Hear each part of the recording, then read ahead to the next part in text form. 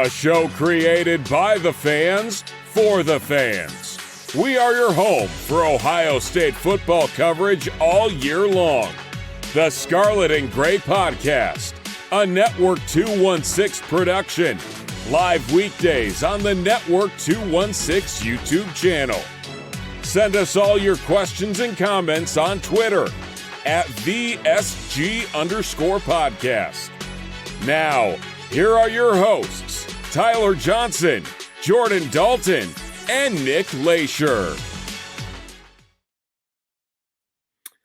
Buckeye Nation, we finally have football once again. Welcome to your Ohio State versus Texas game day preview here on the Scarlet and Gray Podcast. I am Tyler Johnson, going solo once again for this one. Like I said, hopefully next week we'll have Nick Leisure back. He and his wife recently had a baby, so he's just been taking a little bit of hiatus from the show, but he will be back here shortly. But we are going to talk Ohio State and Texas. We finally have Buckeye football once again. Before we get into any of it, if you guys would just take a quick second, drop a like on the video, and subscribe if you are brand new to the channel. Really would appreciate that. But then if you are listening on Spotify and Apple Podcasts, I know a lot of you guys do, go over, give us a 5-star review, especially on Apple Podcasts. Like I said, we had a bunch of Michigan fans that infiltrated that and gave us 1-star reviews and completely tanked the overall rating of the show. So if you'd go over there, give us a 5-star review, we really would appreciate that. And of course, the Scarlet and Gray Podcast is proud to be partnered with Wedgewood Estates, 600 South Trimble Road in Mansfield. Wedgewood Estates, the area's premier senior residential community. You can visit them at wedgewoodseniorliving.com. That's wedgewoodseniorliving.com. Ohio State versus Texas. It is the game we have all been waiting for pretty much since the season ended. Obviously, we've been celebrating a national championship, but everybody wants to talk about the game this weekend. Number one, Texas comes to the Horseshoe, take on your third-ranked Ohio State Buckeyes. First off, I know a lot of people complain that the Buckeyes aren't number one. It is what it is. Personally, I don't really care. Just win. The rankings, preseason rankings, don't matter. I could tell you that if Ohio State wins this game, that they will be ranked number one. I think that everybody knows that. So preseason rankings at the end of the day mean absolutely nothing. Don't read anything into it whatsoever. That's all I'll just tell you guys. Don't get sucked into all that. Everyone wants to talk about it. It's really not a big deal whatsoever. So just ignore it. But this is the game, and you could make the argument potentially it might end up being the game of the year in all of college football, and it's happening week one. It is a 12 o'clock kickoff, big noon kickoff. We've talked ad nauseum about Big Noon and Fox and everything that they're doing to Ohio State. We don't really need to get into that anymore. But when you look at the Texas Longhorns, it is no longer Quinn Ewers running the show. It is Arch Manning. Everyone's been waiting for Arch to be the starter at Texas. Let me just say this about Arch Manning, and I'm not here to just bring the kid down, but let's not crown him as like the second coming of Peyton Manning, Eli Manning, before he really steps on the field as a true starter, which he will for the first time in Columbus. I just need to say that because it's gotten to a point where everyone's saying, oh, he's going to be the number one pick in the draft. He's going to win the Heisman Trophy. He's just going to light up college football. There's no evidence whatsoever that indicates that he is that good. He very well might end up being that good, but he's a first-year starter, just like Julian's saying for the Buckeyes. Let's not build him up into something that currently he isn't. So let me just say that with Arch Manning. With Arch, he did start a couple games last year for Texas, and it was when Quinn Ewers was dealing with injury. He started against Texas San Antonio, 223 yards. Actually, my apologies. He did not start that game against Texas San Antonio. He came in relief. His first start was against Louisiana Monroe. He threw for 258 yards, 2 touchdowns, 2 interceptions. Only completed 51.7% of his passes. Didn't do really anything in that game that really wowed you. He played better against Mississippi State. 325 yards, 2 touchdowns, completed 83% of his passes. Texas won both those games, but the thing I would stress to people, those were both at home. He has not started a true college football game on the road. He's played in them. He has played in them. Let me just say that. He's He stepped onto the field. Actually, yeah, he did step onto the field against Texas A&M at Texas A&M.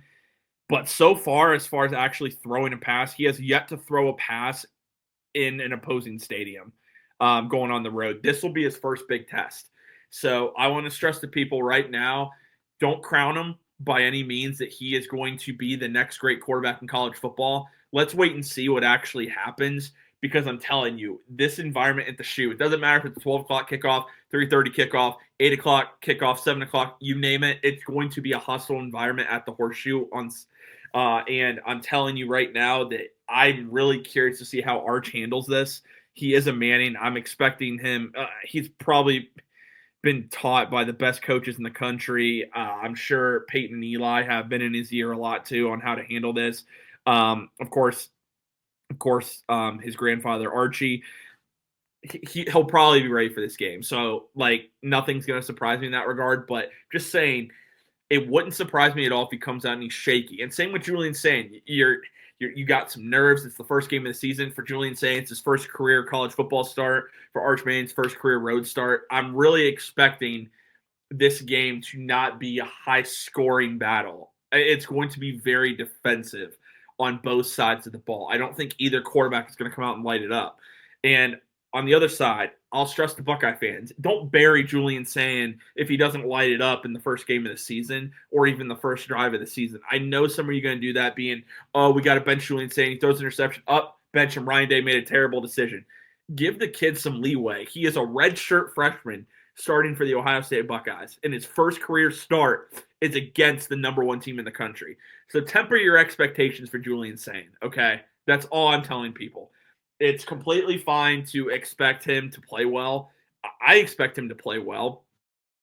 300 yards, 3 touchdowns, completing 70% of his passes. Let's not go crazy here. Texas still has a really good defense still, led by Colin Simmons and Jabbar Muhammad. So let's not get crazy with just thinking that Julian Sain is going to come out and light it up either, because I just don't think that's going to happen. I really don't. So I want everyone just to keep that in mind, because let's not go crazy here thinking that someone isn't a good player based off the fact that they're both making their first career college start. That goes for Julian Sain. It goes for Arch Manning. But that's the battle, of course, everyone wants to talk about. It's at the quarterback position. Both are starting our first-year starters. So I think that's really important to just remember that these guys both don't have the experience. They just don't. You can make the argument and say, well, they each got reps in games. Arch Manning did start a couple games last year. And while that information is accurate, they have not been the starting quarterback at their university. So that's the biggest storyline of the game. There's no doubt that's what it is. But then you look at the rest of the Texas offense. They do return Contravian Winsner, rushed for over 1,000 yards last year. He led the Longhorns in rushing and also had 5 touchdowns. So he also had 300 yards as far as receptions, receiving yards. So he's going to be a big part of the offense, and I expect them to go with him a lot in this game. You got to try and take the pressure off of Arch. So if you can make Arch beat you with your arm, I think that's the key, because Arch, unlike the other members of his family, he's actually very athletic and can make plays in the run game. That's actually when you saw him used not only against Ohio State in the Cotton Bowl last year, but other times throughout the college football season last year. When he wasn't starting, he came in to give the defense a different look just in the run game. He wants to use his legs, make him beat you with his arm. And I'm not here to say he can't beat you with his arm, but he's unproven in that area. His first start of his career threw 2 interceptions against Louisiana Monroe, a game that they blew them out, still threw 2 interceptions and didn't even complete 60% of his passes.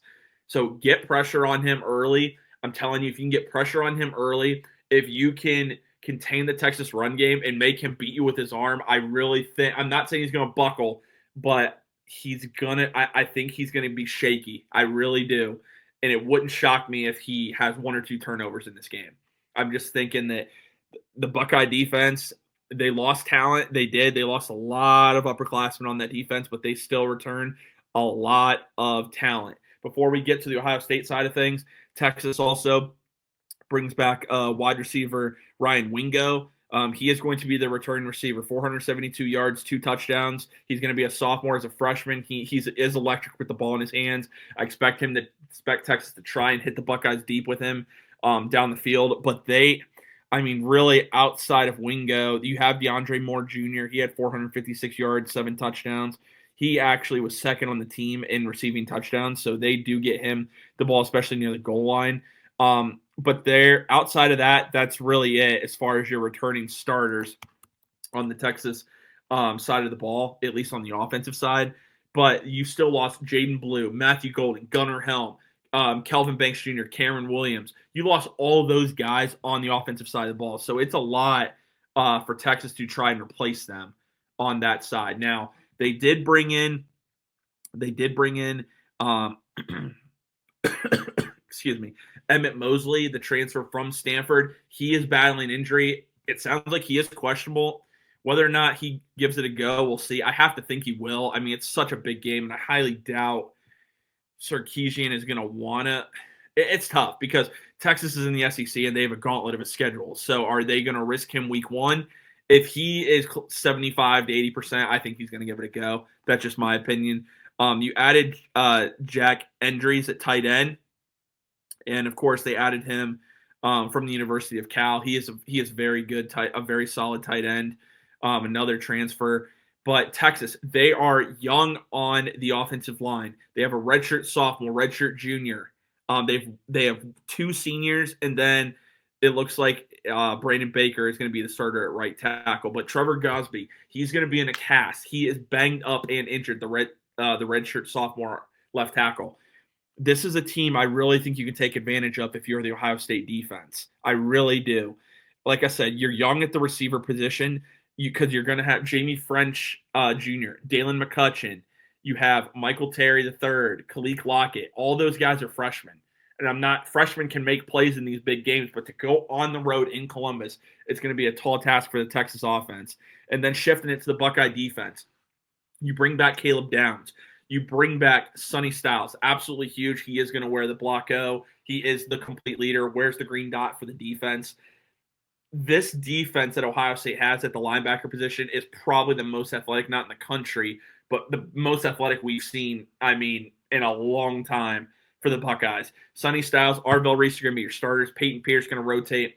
Some are saying Riley Pettijohn will. I think Riley Pettijohn will get snaps in this game. More likely on special teams, maybe a few at linebacker. He's another really good athlete, the linebacker position. But then, like I said, Caleb Downs is back. He's going to have a new running mate, and that's either going to be Jalen McClain or Malik Hartford.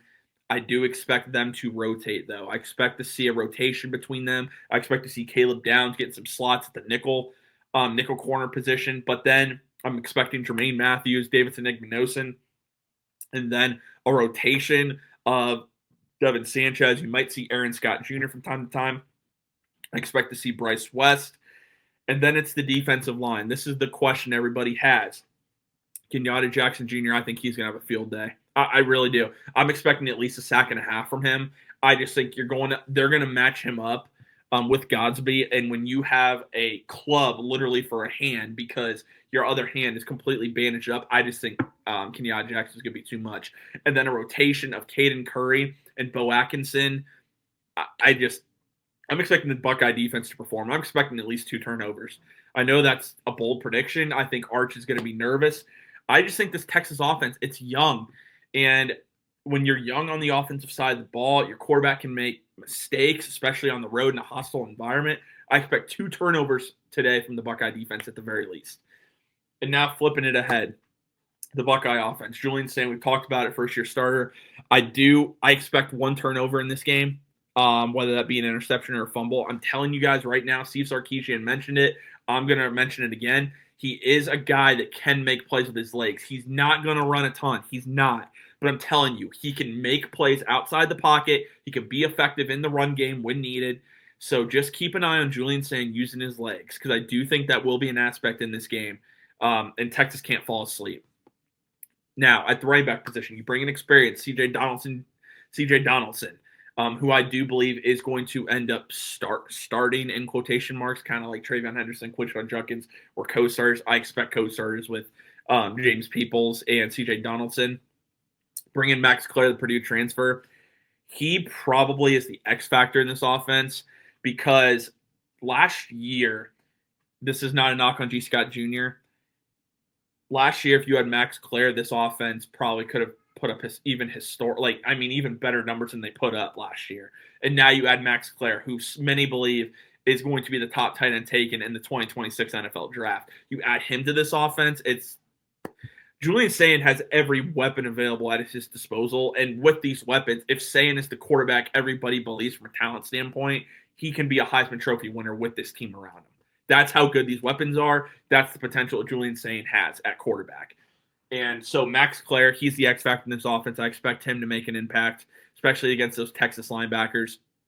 And then on the outside, Jeremiah Smith, he's going to get involved early in this game. I have no doubt in my mind he was held again. Texas, to their credit, they held him last year and really contained Jeremiah Smith. I do think they're going to have a plan for Jeremiah Smith, but Carnell Tate, Brandon Enos, Max Clare, I think Mylan Graham gets some snaps in this game. Good luck containing the Buckeye offense.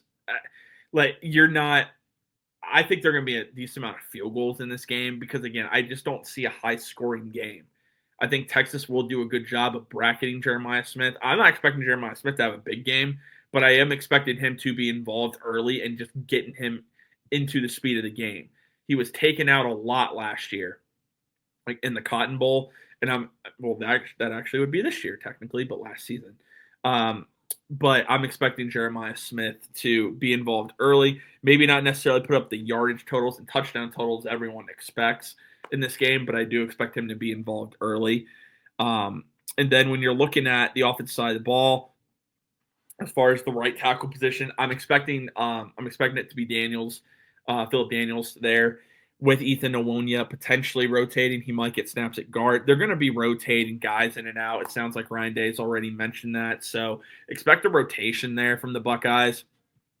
If you look at Texas, on the defensive side of the ball, it begins and ends with Colin Simmons. They're going to move him everywhere. Like, he plays their buck position. He is going to be matched up against Austin Schavold. He's going to be matched, and I apologize, Austin, for mispronouncing your name. So, I apologize for that. He's going to be matched up against Daniels or whoever else the Buckeyes put out there at right tackle. So just keep that in mind. Colin Simmons is a very good player.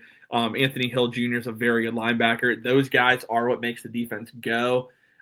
You do bring back Malik Muhammad, and I'm expecting him to be the one that's matched up a lot on Jeremiah Smith. So what they need to do, the Buckeyes are going to need to find ways, I think, to get him off, whether those are crossing routes, whatever the case may be. And everyone might say, well, Jeremiah Smith's the best receiver in the country. He is. But I will say Texas did a really good job last year of defending him. So I'm expecting nothing less. They're going to have another game plan for him. But like I said, just find different ways to get Jeremiah Smith the ball, maybe even some jet sweeps a little bit. And it's going to take a lot of pressure off of Julian Sayin. So when you look at both teams here, it truly is pretty even. The one stat I thought was interesting, they played each other 4 times. Ohio State's 2-2 against the Longhorns. Last time they played in the regular season, the Buckeyes went to Austin and won 24-7. It's been a little while since they've played each other in the regular season. Troy Smith, Ted Ginn Jr., everyone remembers that team. Such a good team, a lot of fun to watch. But the stat that was interesting is every time they've played each other and Ohio State has won, it's been by double digits. I think history is going to repeat itself. So for my prediction here, I am going to go with Ohio State 27, Texas 17. Now, that sounds really low scoring. I just don't see either team lighting it up the scoreboard. It's the first game of the year, and it's a game against 2 heavyweights. You just can't. If it is a shootout, then it's a shootout, and it truly wouldn't surprise me if it was. But I think it's going to be a defensive battle in this game. I think both quarterbacks are just going to be feeling out the defense a little bit. Like I said, these guys technically are first-year starters. You can say Arch Manning, it's his 3rd career start. Okay, I get that. Julian Sayin's first career start is against the number 1 team in the country. It does help that's a home game. Let me just say that. I do think that helps. But I just don't see either offense just completely lighting it up. I do think it's going to be very like close at the beginning. The Buckeyes, I just think, are going to pull away in the second half. But people need to understand. Just give the team some time. It's the first game of the year, and it's against the top team in the country, and we are one of the top teams in the country. This is not normally what we are. The type of team level of opponent Ohio State plays the first week of the season, and of course after this, schedule gets easy until you get into conference play. But Ohio State normally doesn't schedule this elite of an opponent at the very first game of the season. So just temper your expectations a little bit. I know as Buckeye fans, we're not good at that, and we overreact to every single thing that happens with this football team. And so I just tell people, temper your expectations in this game, seriously, because I'm just not expecting anyone to really light it up on either team. For Arch, for Julian, for anyone in the ground game, like I'm not expecting huge numbers from any particular one player. I'm just not. So it's going to be a really fun game. Like I said, 27-17 is my prediction in this game. And I do think the Buckeyes are going to win. I do. And I think what this does is sets the stage. You win this game, I'm not – it's hard to guarantee things because when you do and then you end up being wrong, it's always like people make fun of you for it. They embarrass you. But I can almost guarantee if Ohio State beats Texas in this game, you are a near lock for the college football playoff, barring some ridiculous collapse. That's the way I see it. If they lose, I still think they have a really high chance to get into the college football playoff. But with a win this early in the season against this level of opponent, and we expect Texas to be in the playoff themselves, this is the type of win that if you win this game, you're a near close lock for the college football playoff. So the Buckeyes can get this one early. It's huge. And if they lose, it's not – the sky isn't falling. It's not. That you lost to the number one ranked team in the country at home. And that, like, of course we'll be disappointed, but that, to me, that's not the end of the season. There's a long way to go. It would only be week one of the season. Let's not let it get to that point, though. It's going to be a fun game. I know everyone is really excited for this game. I've been waiting so long for Buckeye football. I could tell you that we are going to have, regardless of Nick's back next week or not, we are going to have a recap, Ohio State versus Texas recap. Talk about some of the games from around the country. The slate is just ridiculous for week one of the college football season. And then, of course, next week we'll have next Friday we will have your Ohio State versus Grambling State game day preview. And that one, expect that one to be short. Expect that one to be short just because I'm just going to be completely honest with everyone. I don't know much about them. I will do my research, but I just don't know much about Grambling State as an FCS school. So just keep that in mind. That episode probably be about 10-15 minutes, not very long of a game day preview. So just want to give everyone the heads up.